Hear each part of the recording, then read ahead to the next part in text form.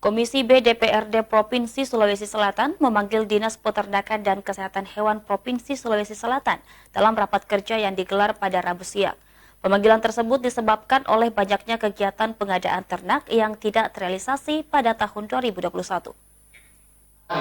Ini mungkin perlu perhatian kita semua, bagaimana. Selain memanggil Dinas Perdagangan Provinsi Sulawesi Selatan, Komisi B DPRD Provinsi Sulawesi Selatan yang membidangi keuangan juga memanggil Dinas Peternakan dan Kesehatan Hewan pada rapat kerja yang digelar pada Rabu siang.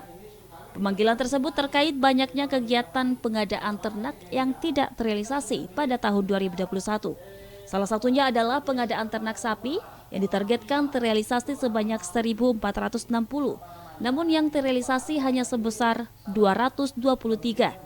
Sehingga sebanyak 1.239 kegiatan penyebaran ternak di Sulawesi Selatan tidak terrealisasi pada tahun 2021, diikuti oleh ternak kerbau, ternak kambing jantan, ternak kambing betina, ternak ayam petelur, ternak ayam lokal, dan ternak itik.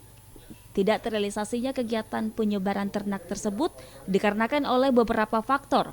Salah satunya waktu tender yang mepet dan banyaknya peserta tender yang banting harga dengan harga paling rendah. Waktu tender yang mepet, terus yang kedua karena banyaknya peserta tender, jadi yang kita menilai tadi ini terlalu banting harga ya, banting harga. Akhirnya dengan banting harga yang paling rendah yang menang tender, untuk mendapat kualitas sapi sesuai dengan standar dari Dinas Peternakan sudah tidak dapat lagi. Pengadaan ternak di masa yang akan datang memiliki standar-standar harga dan standar tender agar kejadian seperti ini tidak terulang lagi. Fitri Hairunisa, Celebes TV. Itu sudah cukup luar biasa Pak.